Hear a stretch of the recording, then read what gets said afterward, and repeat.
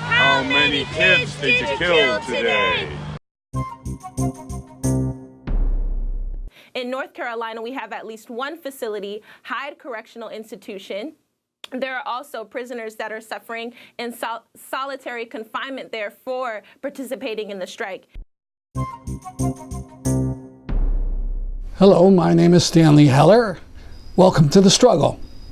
The Struggle is shown on over 30 cable stations from Maine to New York City. A unique protest in Missouri. Two activists of the Soul Fire Caravan locked down inside of their bus in front of the only entrance to Boeing's facility in St. Charles, which is near St. Louis. It stopped work. It was a protest of Boeing's supply of weapons to Saudi Arabia. It took place in the aftermath of the hideous bombing of the Yemeni school bus, where 44 children were murdered. Hey everyone, so here we are in St. Charles, Missouri, at the Boeing Defense Building 598, where folks of the Soul Fire Caravan have deployed a hard blockade using their school bus in solidarity with the recent airstrikes on the Yemen school children. We could really use the support if you could get here. We've got one person locked down underneath the bus. There's another person locked inside of the bus, and the bus is currently immobile.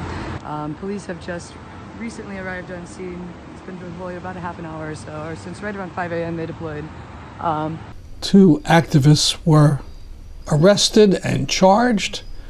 More about their case and the whole action on the Facebook page of the Earth Defense Coalition. In Chicago, activists, including Kathy Kelly, displayed this collection of blue backpacks in a plaza with the famed Picasso construction in the background. Their action recalls this picture of the UNICEF backpacks that had been taken after the Saudi-U.S. bus massacre. And in Cambridge, Massachusetts, 75 people held these signs outside the headquarters of Raytheon. By the way, on the Raytheon website, they have a phone number and email listed for ethical concerns. Use it. Let us know if you get any reaction. And a protest outside Lockheed Martin in Syracuse, New York. This company made the paveway bomb that CNN identified as having destroyed the school bus in Saada, killing the 44 kids and 7 others. Lockheed Martin, what do you say? How many kids did you kill today? Lockheed Martin, what do you say? How many kids did you kill today? Lockheed Martin is the designer and the builder with our tax dollars of bombs and weapons that are being used by the Saudi coalition to bomb Yemen. And just last week there was a targeting of a school bus, and there were, I think it was 40 kids. 40 kids were killed, and then about 11 adults, and then many more were injured, like 60-something were injured as well. And we're just saying we don't want Lockheed making a killing off of killing, and they're making they're profiting off of the death of innocent people. I'm Ed Canan, Syracuse resident. Like Mary Ann, I want to raise the public's consciousness about the role that Lockheed Martin is playing. Lockheed Martin is the largest weapons exporter in the United States, which means, of course, the largest weapons exporter in the world. My name is Samara, and I'm out here with my 2 girls. My daughters are half Palestinian and half Yemeni, and at this point I'm just concerned for their future homeland. And you're yourself from? I'm from Yemen myself, yes. And do you still have family there?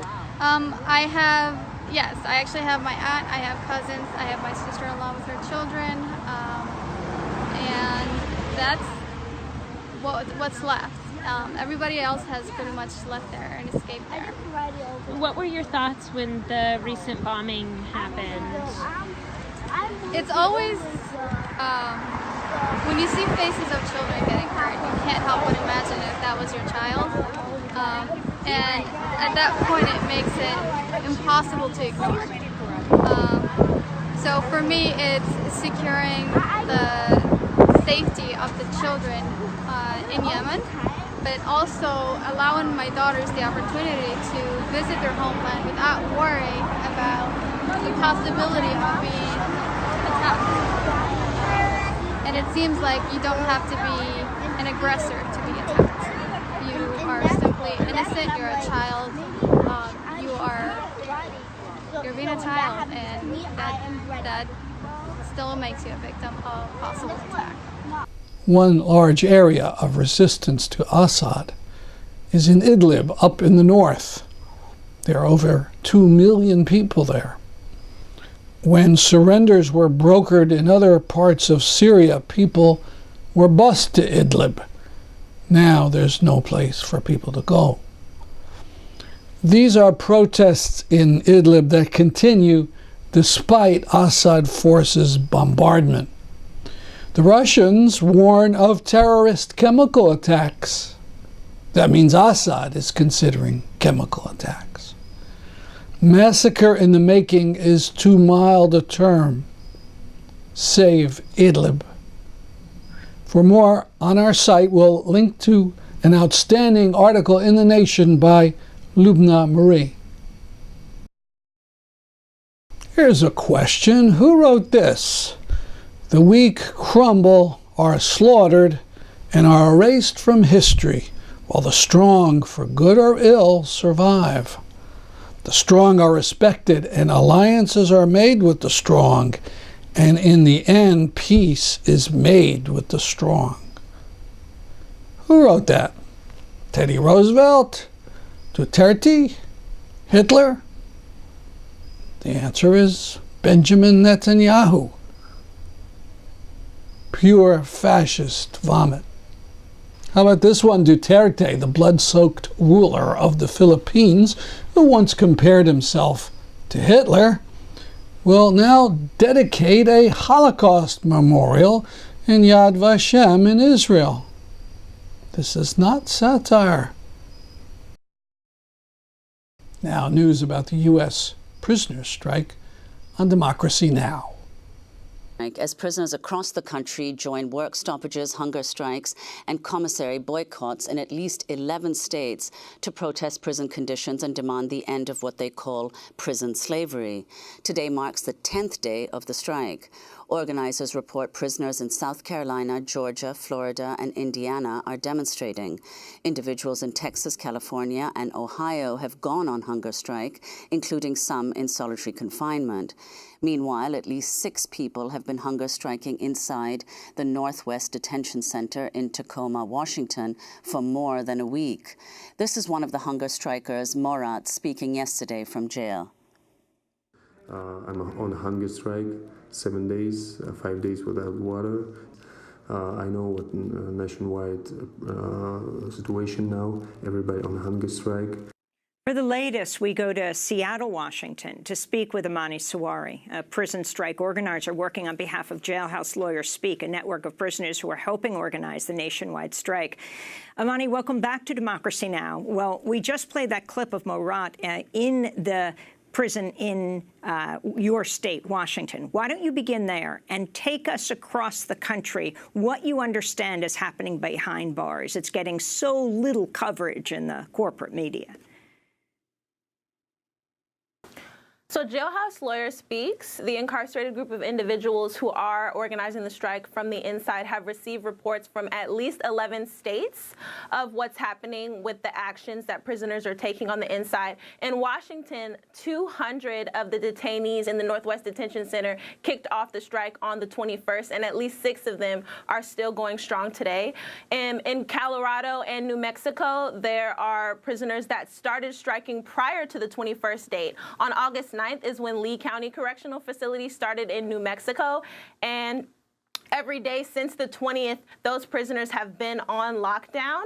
The lockdown was a statewide lockdown in New Mexico, and prisoners are still on lockdown in Lee County. And then in Colorado, on August 7th, Sterling Correctional Facility had their hunger strike. There's also Florida. There are 5 institutions there that are on strike. Charlotte Correctional Institution has at least 40 prisoners that are refusing to work and 100 prisoners that are boycotting there. In Dade Correctional, there are at least 30 prisoners. Reports have said up to 40 prisoners who are hunger striking there. Franklin Correctional reports 60 prisoners. Holmes Correctional reports 70 prisoners participating. And there's also activity in Apache Correctional Facility in Florida. In Indiana, we've got Wabash Valley Correctional Institution, they're hunger striking. In South Carolina, we have 6 institutions. So there's the most activity in South Carolina. We've got Broad River, Lee, McCormick, Turbeville, Kershaw, and Liber Correctional Institution hunger striking and doing commissary boycotts. In North Carolina, we have at least 1 facility, Hyde Correctional Institution. There are also prisoners that are suffering in solitary confinement there for participating in the strike. In Georgia, Georgia State Prison is on a hunger strike. In California, we've got New Folsom Prison. They're also hunger striking in Lancaster State Prison. In Ohio, we have Toledo Correctional Institution on hunger strike. In Texas, we've got at least 3 facilities there. Styes Unit, also Jason Renard Walker in Tedford Unit and Comrade Malik in McConnell Unit are both in solitary confinement. Comrade Malik hasn't been allowed to take showers. They are hunger striking there. Jason Walker hasn't been allowed to have toilet paper, towels, or have access to taking a shower or having clean clothes in retaliation to his organizing of the strike in Texas. And Amani, can you talk about what we know about the levels of violence in prisons? Is one of the goals of the strike to end violence between different prison gangs and ensure the security of prisoners who are involved? Prisoners are striking against an innately violent climate. The way that prisons are operated do incite violence due to understaffing, also the lack of rehabilitation programs. Prisoners are calling out against these sort of conditions that incite violence. There isn't much to engage the mind. There is no emotional services, no mental services, no mental health services, things that could occupy the prisoner's time and help them with their development while they're in prison. They want to have access to jobs that are valuable, jobs that give them the skills that they need and prepare them for being on the outside. The lack of these types of funding and rehabilitation programs towards that types of funding keep violent conditions going, and staff are complicit in this, either because they're too tired or too overworked to respond effectively to incidents of violence, which keep violence going on, which is what happened in Lee County in April of this year when violence went on for over 7 hours. When a conflict arises or when there's abrasion or tension in the prison, that easily sparks off into violence because there is no other outlet for these tensions and high negative energy circumstances that prisoners are forced to live within. Amani, can you talk about if there has been retaliation against prisoners who are engaging these strikes across the country, and then respond to Governor Brown signing off against cash bail and your response? Okay, so yes, like I mentioned earlier, Comrade Malik is suffering from retaliation. His retaliation started around August 15th. He was moved into solitary confinement. He is in a concrete cell that's over 100 degrees Fahrenheit in Texas. There's soot covering his cell from previous fires that happened in that unit. He's not allowed to take showers. He's only escorted out in handcuffs. He's not allowed to have easily communications with the outside. He can't talk on the phone. And this is the type of retaliation that prisoners are suffering that have been organizing and taking the lead in the strike. Also, Jason Walker, he wrote an article about the conditions of Texas prisons. And after that article was written, which raised awareness about what was going on in Texas, he was moved to solitary confinement. But even in groups like in South Carolina, prisoners in McCormick have been having daily strip searches done on them since August 20th, the day day before the strike began. Also, David Easley and James Ward, they are in Ohio, Toledo's correctional facility, and they have no contact with the outside. They're not allowed to have contact with the outside, and they're also in solitary confinement. So we can see that retaliation is happening against individual organizers. Usually the individual organizing happened in the beginning, and then now we're seeing when individual inmates are standing up and choosing to strike that they're being moved in solitary confinement as a repressive force for what's happening with the strike, to try to keep prisoners from joining into what's happening. But this is usually spreading the fire. It's getting something ignited in prisoners. So prisoners know that this is a climate where they can actually step up and feel supported. There have been solidarity marches and rallies and events happening in at least 21 cities across the country. Amani, so we're showing our support on the outside. We just have 20 seconds, but your response to California Governor Brown signing off a bill saying they're ending cash bail.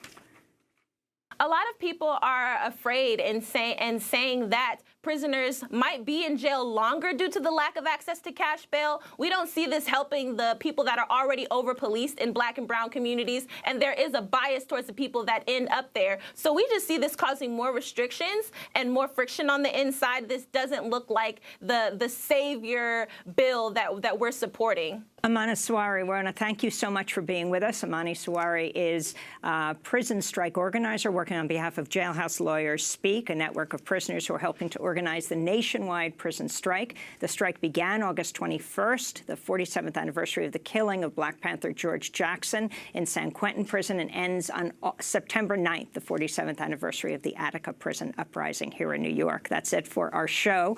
I'm Amy Goodman with Nermeen Sheikh. Our website, democracynow.org. Thanks for joining us.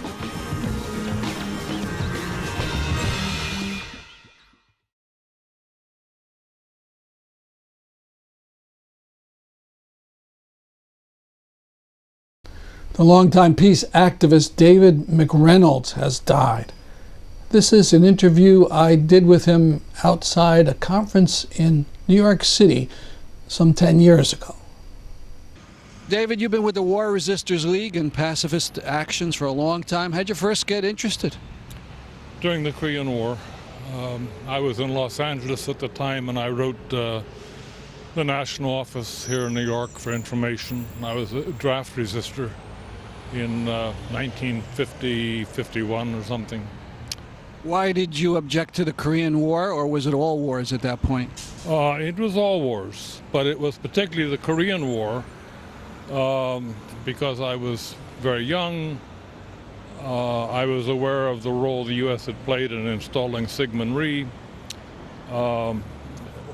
the way in which we had overthrown a democratic, well, maybe not a democratic, but there had been a group of Koreans immediately after World War II, a group of Koreans who may or may not have been communists. It's so long ago we will never know, tried to set up a Korean government. Not North or South, just a Korean. And the U.S. military moved very quickly to overthrow that, and we brought in Syngman Rhee, who hadn't been there for 50 years, put him in charge, and accepted the division of North-South.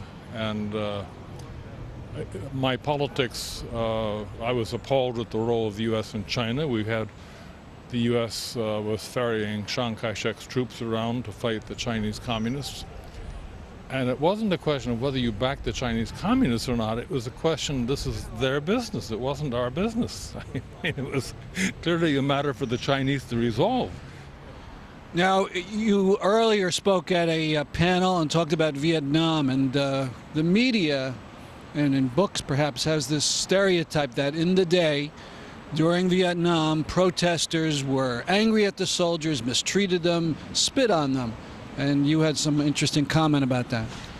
Well, I think along with some of the Vietnam veterans we've worked with, one of whom offered a cash reward to any veteran who would come up and testify that they'd been spit on. This was an interesting but categorical lie, a lie out of whole cloth. The anti-war movement had worked very closely with the veterans. The War Resisters League had been one of the last groups to finally sort of give up in the struggle for amnesty when it just finally faded away. We stayed with that issue to the very end. Amnesty for whom? For the vets. Amnesty for the men who had gone to Canada. We wanted unconditional amnesty for the guys in Canada, and we wanted an end to bad papers for the Vietnam vets. We worked with them. So this is why I get outraged as I think about this. All during that war, we had been in close contact with the Vietnam veterans. And I don't mean just the war resistors, the Trotskyists, the communists, any group you want to name that was active in the anti-Vietnam movement also was active in the struggle to work with and support Vietnam veterans. So the ability of the media to project what is a categorical lie that American troops were spit on, it is true, and it's a very sad thing, that because the war was deeply unpopular, the veterans who came home from that war did not have the kind of collective civic blessing which was bestowed on veterans of World War II. I don't think people are aware of what troops go through. The men who came home in World War II had done terrible things. They had also killed civilians. They had also raped people. They had also seen their buddies killed. I mean, the war is much less happy, even if you're on the right side. But when they came home from all the horrors they had seen, they had the church to receive them with welcomes, they had parades, they had mayors, they had governors, they had presidents, they were blessed. So all the things they had done that they knew were terrible, the memories they had, the things that they woke up with nightmares about, they could accept a little bit easier. The Vietnam vets came home, and the only people who supported them, ironically, were the anti-war Vietnam workers, but no one else wanted to see those guys. At least now we have that movie Sir No Sir, which shows the solidarity between protesters and Vietnam soldiers. Yeah, yeah. Now, getting up to the Iraq War now, how do you see the state of the movement and, in particular, what soldiers are thinking? You spoke on a panel about soldiers and resistance. I think the soldiers are going through exactly the same thing they went through during the Vietnam War. The one major difference is that we don't have a draft, which would cause much more anti-war activity here on the home front. Also, we have managed to parcel out the war by privatizing it with private contractors, which is new. We did not have that in the Vietnam War. But I think the veterans in Iraq have come back, and they have seen terrible things, worse in some cases than in the Vietnam War. Because in the Vietnam War, while the side I would have said I supported, which was the Hanoi or the PRG, I had no illusions that the bullets they fired didn't hit Americans and kill them. I had no illusions that there weren't some nasty things going on. War is a terrible thing, which is why I'm categorically against all wars. But at least during the Vietnam War, you did not have suicide bombers. You just didn't have them.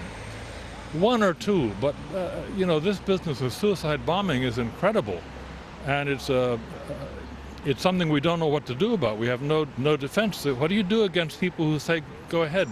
Not only can you shoot me, I'll blow myself up. I'll make it easier for you. I just want to get close to you first."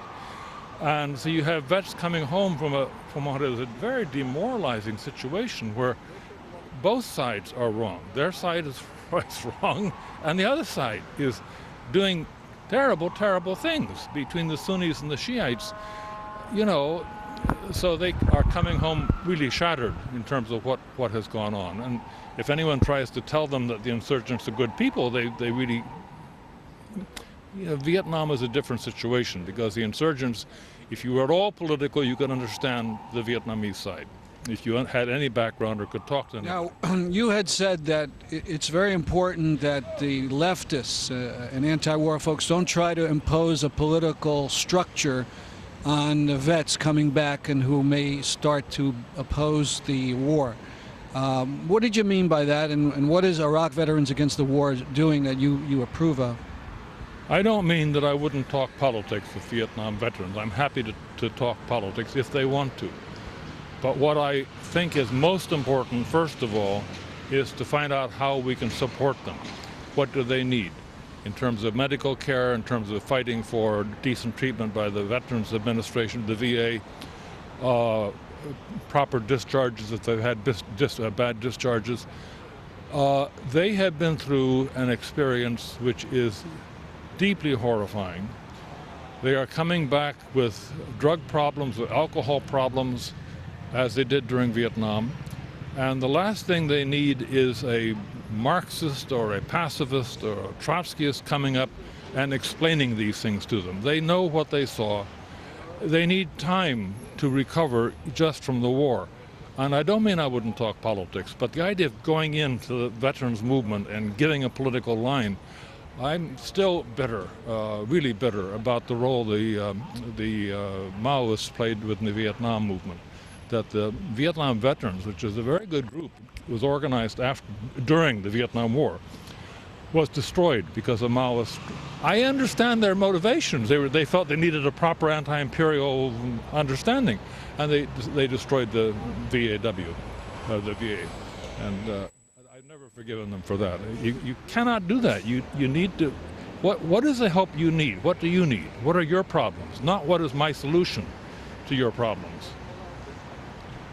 Let's close. What are some of the current projects of the War Resisters League? Well, one of the projects is working on a GI hotline, just answering questions that veterans have or guys who are serving in Vietnam have. How they can get out, how to process their papers, and of course the ongoing struggle against the militarization of this country, which whether it's in the form of a volunteer army or whether it's in terms of a scandalously privatized corporate structure, really is destroying our democracy. And if people want to get hold of the War Resisters League, how would they do that? I don't have the website. I'm sorry. Well, we'll find it out and put it on. A reminder, the Gandhi Peace Award, which will be given out on Friday, September 14th in New Haven, will go to Jackson Brown. And he'll be introduced by his friend, Robert Kennedy Jr. For more details, go to peace.org. That's our program for today. See you next week at this time. I'm Stanley Heller for The Struggle.